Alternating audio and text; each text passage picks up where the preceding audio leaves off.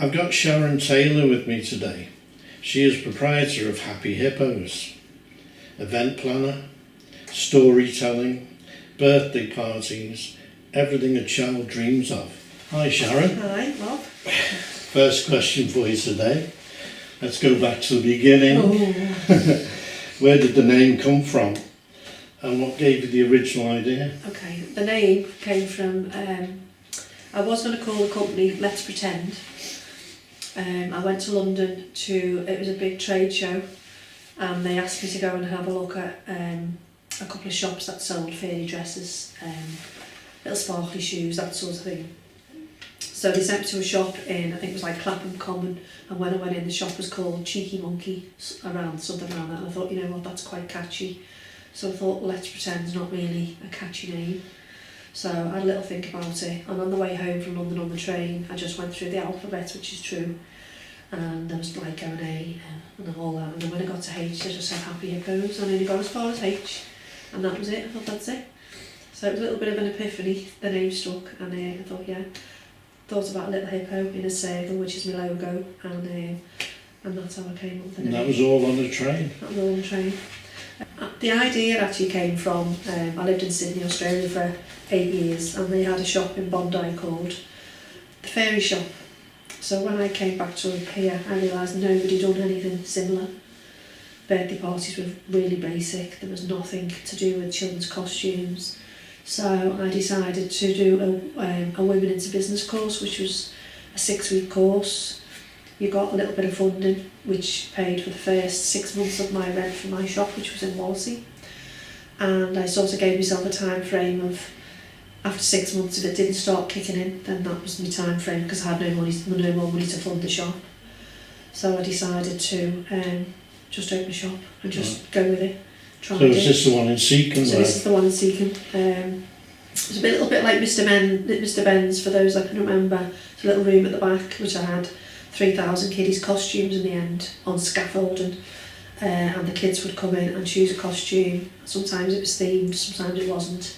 Could be an animal costume, ladybirds, bumblebees, woodland animals, and have the party in that theme. And then I used to do 2 hours of entertainment games, and then they get changed and go home. Plus then people used to come and ask me for costume hire, so then it sort of either developed into costume hire. So I had like choose costumes, Romans, all the Greeks, all storybook characters, Humpty Dumpty, all them sorts of things. And then so I used to do lots and lots of children's hire as well. After a year of opening the Wallasey shop, I decided to open a Liverpool shop, because lots of people were asking for parties over on that side of the water. So I opened a shop in Old Swan, which was a little smaller than the Wallasey shop, but we just still done quite a lot of parties in there, and we've done children's hire from that one as well. How do you keep your enthusiasm level up after these many years? Well, I started in 1999, and as I say, I started door to door and selling to children's nurses, mums and tots groups. But it was all quality stuff, it wasn't really cheap and nasty stuff, it was really nice stuff. I sourced it from all over the world, and I always tried to find stuff that was value for money, but I knew stuff would wash nicely for the children. Enthusiastic wise, I just used to come up with different themes, always planning ahead, always trying to keep up the latest trends, but not so much where if somebody asked me for a certain party, I would think, would it sell? Would it still be in 5 years' time? If I made the props for it, would it still sell as a party? Yeah. So some things I would refuse to do. I'd always try and stay within my own scope of what was, I suppose, not aesthetically pleasing, but also I knew would enlighten a child's vocabulary, everything to do with creativity in a child. So colours, anything just to spark a little bit of imagination within the kids. Yeah. I also done a party for a lady who, she used to teach the PGCE students at Liverpool Hope, and she said to me, you should be a teacher. Your party I've done for her twins was brilliant, because it was in interactive games. It wasn't just your normal, pass the parcel. I'd do games within the pass the parcel, so they weren't just sitting clapping hands. There was actions within actions, so no child would ever be bored. The same whenever I do entertainment and do my games, no children is ever out, so no child is left sort of feeling left out. I would have the children to the side doing something else as a group, as opposed to the children who are still in the game, so it's all interactive. So this lady who I'd done the party for her twins had said to me, you know, with your props and all your bits, you should really be a teacher. So didn't really want to go down that route, but she arranged an interview at Liverpool Hope University, which I went for next week, and before I knew it, I was signed up to do a degree course in early years of English literature. So I think as well, doing that, it also helps with all the story selling aspects of everything. And plus, when you go into a venue or you go into somebody's home, you know you've got the ability with the child development of them children to interact with them. So you're not just doing it to make a quick bit of money. You're actually there because you want to do it and you like working with children. So just keeping them engaged all the time. You know, I just do certain games, even little games like The Farmer Needs a Wife. You know, we do that in a circle, but I used to have all the props. So all the children that were chosen to be the farmer or the wife, they had a headpiece, or the child had the dummy, or the dog had the bone. You know, so I always had interactive games to keep it just on top of it. It's a little bit different than anyone else was. Any parties they were going to, it was different. And people would ring me up and say, are you the lady that does such and such? Are you the lady that does this with this game? And I'd say, that's me. Like musical statues, we'd do it on hobby horses, little things like that, you know, just try and keep them engaged so they're never bored. In a 2-hour party, then they'd say, oh, you know, do you think 2 hours is too long? No. And even the older children, people would say, oh, do you think I've got a 10-year-old or a 9-year-old and it's a 4-year-old party, do you think they'll join in? And 100% they will join in because of all the props. And they would come over and they would join in. Well, you just answered my next question, which children can be hard work. Do you have an answer to keep them calm? Which is obviously keeping them busy, basically, by the sound of it. Yeah, and plus, I've done lots and lots of, obviously when I've got a child with special needs, he's in a special needs school, would you consider doing a party? And I'd say, yeah, absolutely. And I've done lots and lots. So they'd be in their own environment, they'd have their own one-to-one carer with them. The other children, if they were, you know, disabled or whatever, they would have their own one-to-ones with them. So I would engage in the party, and whatever ability they were at, I would go in and say, right, what are we looking at? Right, I can do this, this and this, and I'd always make the party fit around them children rather than them children trying to fit in with my stuff. So I've done absolutely loads and loads of parties that way. And keeping them engaged, as I say, the older kiddies always join in. And sometimes people forget that 9, 10, 11-year-olds are still kiddies. And when they get to a certain age, sometimes parents think that they're not entitled to have that type of party anymore. So when they get to 8 or 9, they might be going out doing laser quest, they might be going out doing a roller disco, they might be going out doing something else, so they probably haven't done them games for 3 or 4 years. So when they come to one of these parties, it's like a little light bulb goes on in the brain, and they're like, oh, I've got to remember doing this. So they want to join in and they want to be a kid again. Yeah. So that's the way I sort of keep them engaged. And sometimes I'll do a party and parents will say, we've got a couple of special needs coming to it. It would not, you know, it's just a normal hall party. And I will know within 10 minutes what games will work with them children, because I've done it for so long. And if I feel that the game is a bit too stretched for some kiddies, I'll rein some little aspects back in to make sure them kiddies are included. So, and then obviously you have parties where there's some kids that you go and they just don't want to join in. And you know, you can beat yourself up over that thing, you know, come to entertain 25 kids, there's 3 that don't want to join in, but you can't, you've got to concentrate on the kids that want to join in and not the 3 that don't. And hopefully eventually inquisitiveness gets the better of them, because they realise that all the other kids are joining in and they're sitting on their own. And think, maybe, so they will eventually, on their own terms, come back into the group. I think the worst thing you could do is possibly point them out or try and drive them in. I mean, I'll always go around the hall, little ones that are sitting on mum's knee, and say, you want to come and join in?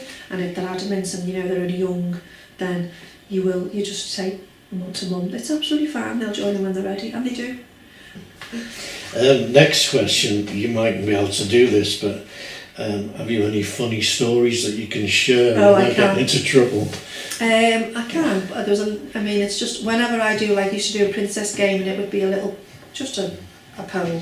Some kiddies would want to do it, some wouldn't, some would want to do it 2 or 3 times, and we'd always say, right, which character do you want to be? So they would say, I want to be Cinderella, or I want to be, I don't know, superhero, Spider-Man, and we'd all shout Spider-Man or Cinderella and shout them as they're going round. Sometimes they just want to be their own name, that was fine. So there was a couple of little kiddies, and because people have always asked me about children's unusual names, and at the time, and I mean this lady might actually hear the story and think, you know, but it's actually a nice story, and this little one had this little dress on, and it had all roses all over it, and she was a beautiful little child. Anyway, I said, what's your name? And she said, Red Roses. So this is what we shouted as we go around. Red roses, thinking this is the name, because she's got a dress on with roses on, that's what she wants to be called. So we called Red Rose round, and anyway, as the children going off something to eat, I go into the kitchen, and Mummy's there feeding a newborn. And I said, what's this little one called? And she said, this is Betty Butterfly. So this little Betty Butterfly, and then her sister, oh, you've just done a sister, and her actual name is Red Roses. So, well, yeah, there you go. So you know, you never assume, but that was the name, little Betty Butterfly. I mean, they're probably about 20 now, little Red Roses, and Betty Butterfly's probably about 18, so it was a long time ago, but yeah. Wonder what she thinks of that now. Yeah. She's 18. Yeah. Do you think children have changed in the years that you've been... Absolutely. I do. I would say 20 years ago I would 29 parties a month without a bother, and I could have done another 29 parties a month. Took a step back from entertaining as much because children now just want to sit on their phones. They no longer want to dress up. You can take a rack of clothes, usually to a hall of 6 or 7 year olds, and you'll find that you might have 3 dress up. So that sort of, I don't engage in that anymore because it's just, they just don't want to do it. They want to stay in their own stuff. They want to stay with their own devices. So if I go into parties, I always say to mums, you know, if I'm coming in to do games, you have to keep the devices off them because there's pointless me trying to coax children when they're engaged in something else.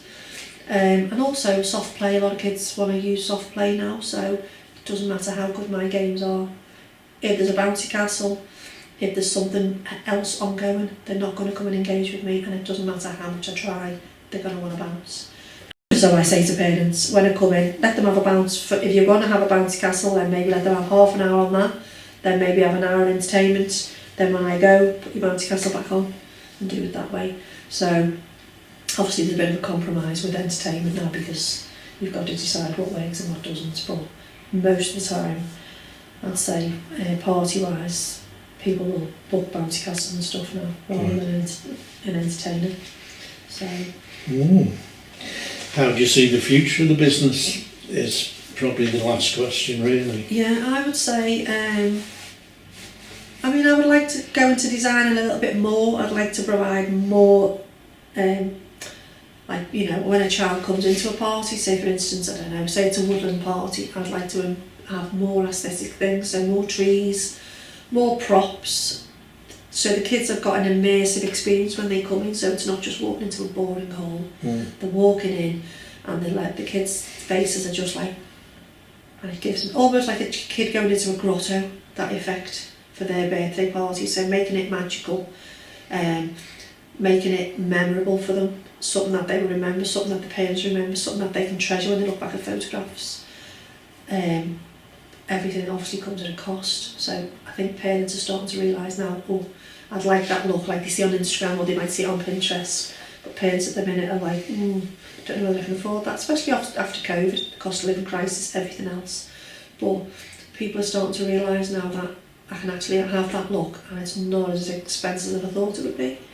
I can do that look, maybe just leave the balloons out, or maybe I can just, I don't know, not give them so much stuff for party bag stuff. I can still give them that look, you know, on a little bit of a budget. I mean, everything's attainable. People come to me and say, right, what can I have? And I'll say, right, well, this will cost you this, and this, but if you can't afford that, or don't have 25 kids, you can still have that look, but just have 15 kids. Or just, you know, take the balloons off, and then you can still have that look with your 25 kids. So there's always aspects of working a little figure out if they haven't got to stick to an exact figure that they think it's going to cost. So, but yeah, hopefully, clawing back from COVID, introducing a few more themes, staying with the old themes which are always in, and just establishing new clients, really bringing them in. Okay. So, Thanks, Sharon. pleasure. And best of luck in the future with Thank everything you do. Thank you very much. Thank you.